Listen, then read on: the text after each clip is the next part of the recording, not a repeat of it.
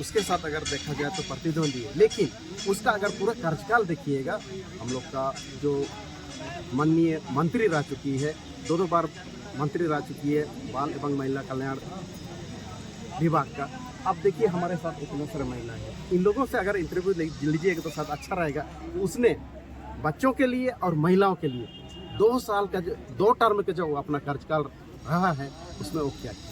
उसने अभी तक ऐसे कोई उल्लेखनीय कार्य नहीं किए कि उसके साथ हर पब्लिक है। जैसे कल देखा गया उसके साथ बहुत भीड़ था, उत्साहित थी, लेकिन सारा भीड़ जो खरीदा हुआ, पैसा दे करके खरीदा हुआ वो भीड़ था। आज हमारे साथ देखिए हर कोई आज अपने जितना संभव बन पड़ा बलबूते आज यहाँ वो लोग पहुँचे, जो अपने बलबूते यहाँ आ सकते हैं, अपने बलबूते अपना अस्तित्व की लड़ाई लोग लड़ सकते हैं। इसीलिए आज हमारा जीत झारखंड लोकतांत्रिक क्रांतिकारी मोर्चा का ये सुनिश्चित हो चुका है। और जो भी कल पार्टी में थे उसमें हमारे भी कार्यकर्ता थे, हमारे भी लीडर्स थे, हमारे भी नेता थे। तो लगातार एक कन्फ्यूजन बना हुआ था कि इस पार्टी आजादी कैसे कहे उभर के आई है। इसी के साथ ये सिंहभूम के बहुत ज्वलंत कुछ मुद्दे हैं, उन कुछ मुद्दे को लेकर क्या कुछ अपने अभी जो है आप लगातार दौरा करेंगे, प्रचार प्रसार करेंगे, क्या कुछ जनताओं तक पहुँचाएंगे संदेश? जी हाँ, जिससे पहले आप सवाल किए थे भारतीय जनता पार्टी और झारखंड मुक्ति मोर्चा के, तो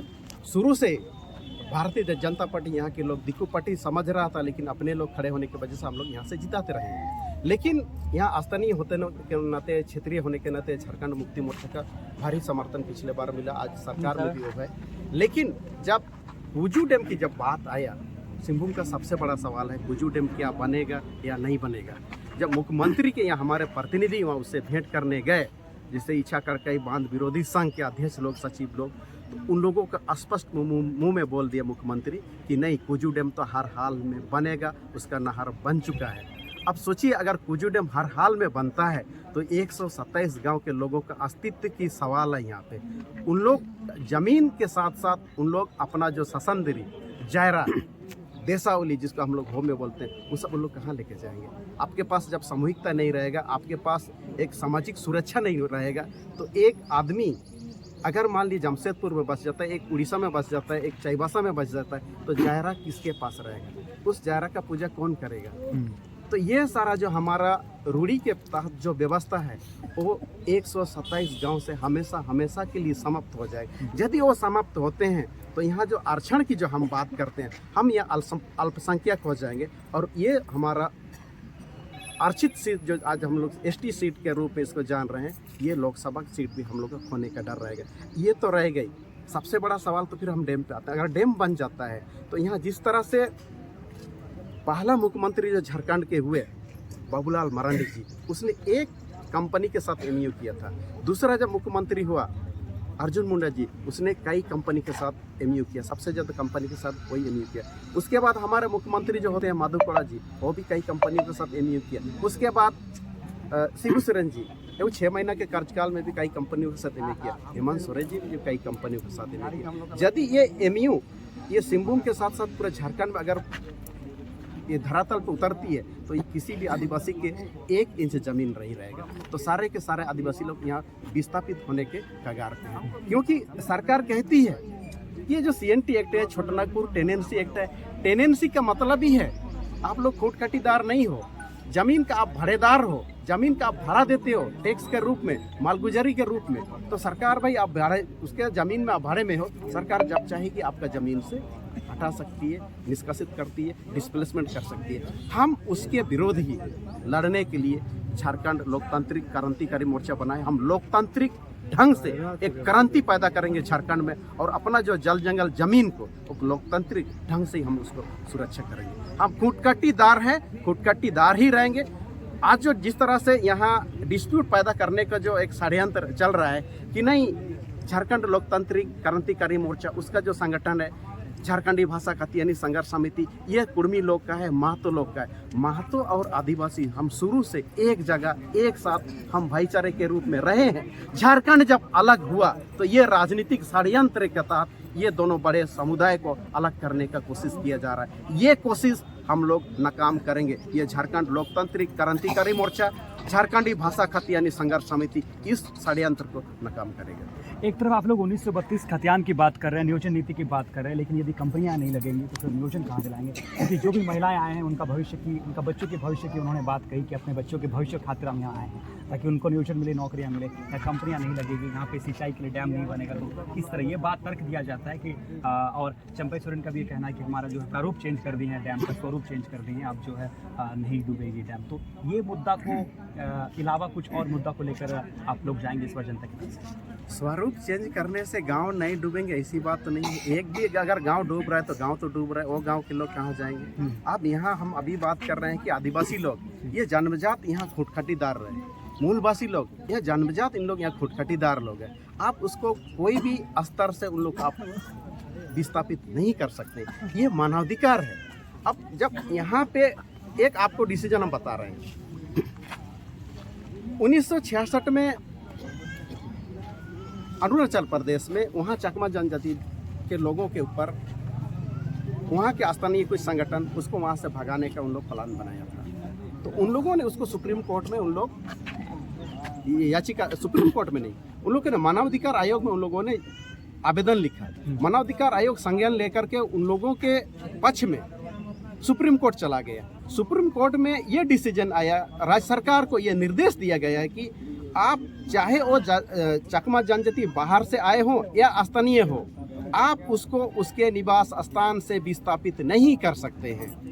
यदि अगर कोई उसके जान माल पे नुकसान करना चाहेगा तो आप स्थानीय पुलिस फोर्स उसके प्रोटेक्शन में आप रख सकते हैं। जब सुप्रीम कोर्ट चकमा जनजाति एक शरणार्थी के लिए अगर ये डिसीजन दे सकता है तो यहाँ के लिए सुप्रीम कोर्ट डिसीजन क्यों नहीं दे सकता है? हम पहले इसका याचिका दायर करेंगे, एक तो हुआ। दूसरा, इस डैम के लिए हम लोग राष्ट्रीय मानवाधिकार आयोग के पास में हम लोग अभी लिखेंगे, ये डैम से लोग यहाँ एक भी विस्थापित नहीं होगा। अगर डैम से हम अगर यहाँ विस्थापित हो रहे हैं, आज जितने जो महिलाओं को देख रहे हैं ये सब कोई आदितपुर गमारिया क्षेत्र से लोग हैं, उन लोग को कंपनी इन लोगों से इस शर्त पे जगह लिया कि भाई आप लोग हम नौकरी देंगे। आज देखिए वहाँ पे जब इन लोगों का कंपनी बन के शुरू हुआ, कंप्लीट हुआ, तो इन लोगों ने नौकरी का जब मांग किया, उदाहरण आपको बता रहा हथियाडी का, तब यहाँ पे उन लोग आंदोलनकारियों को जेल में डाला जाता है। ये कहाँ का न्याय है? इसलिए उस एरिया में कंपनी के नाम से ज़मीन जा रहा है, यहाँ डैम के नाम से ज़मीन जा रहा है, और इस किरीबुरु नोवामुंडी एरिया में यहाँ आपका माइंस के नाम से ज़मीन जा रहा है। तो ये ज़मीन का मामला जो सिंहभूम का सबसे बड़ा मुद्दा है, और इसको सिर्फ और सिर्फ अभी शुरू में ही बोले थे, मंच में भी बोले थे, एक सांसद लोकसभा जा करके हो सकता है बहुत कुछ नहीं कर सकता है, आवाज़ उठा सकता है, आवाज़ को दबाने का प्रयास किया जा सकता है, लेकिन अगर एक सांसद चाहेगा सिंहभूम में इतने लोगों के भीड़ के साथ, और ये लोग अगर समर्थन देते हैं कि हम जब तक हमारा हक और अधिकार नहीं मिलेगा तब तक सदन हमारा सड़क पे होगा, और प्रधानमंत्री हो चाहे गृह मंत्री हो चाहे पूरा लोकसभा के लोग अगर सिंहभूम में जब तक हम लोग अगर नहीं लाएंगे सड़क पे तब तक हम लोग अगर रोड जाम करेंगे, और यहाँ से एक भी खनिज बाहर जाने नहीं देंगे। जब एक भी खनिज अगर यहाँ से बाहर नहीं जाने देंगे तब विदेश से मंत्रालय पे, गृह मंत्रालय पे फोन आएगा कि भाई झारखंड से जो खनिज आ रहा था, संपत्ति आ रहा था, वो अभी हम लोग का फैक्ट्री तक क्यों नहीं आ रहा है, हम लोग का फैक्ट्री दिवालिया होने के कगार पे है। इस तरह का यहाँ जाम शुरू होगा यदि हम जीतते हैं तो। इस तरह जो सत्ताधारी पार्टी बीजेपी कहे या जेएमएम कहे, खास तौर पर जेएमएम कहे, तो वो लोग एक मुद्दा उठा रहे हैं कि बेरोजगारी का जो समस्या है, यहाँ पे पलायन का जो समस्या है, यहाँ पे नो माइनिंग जोन बना के रखा गया था, तो जिसकी वजह से जो है माइनिंग नहीं हो पाया, तो यहाँ से पलायन की जो है स्थिति बहुत भयानक हो चुकी है, लोग यहाँ से नौकरी के लिए पलायन कर रहे हैं। उस स्थिति को कैसे निजात पाएंगे आप लोग यदि सत्ता में आते हैं? अगर भारत आज़ाद के बाद अगर हम लोग देखेंगे, सबसे पहले माइनिंग एक्ट 1952 लागू हुआ, कारपोरेट एक्ट 1956 लागू हुआ। अब उसके बाद से यहाँ के आदिवासियों को कितना रोजगार मिला, सबसे बड़ी सवाल तो ये है।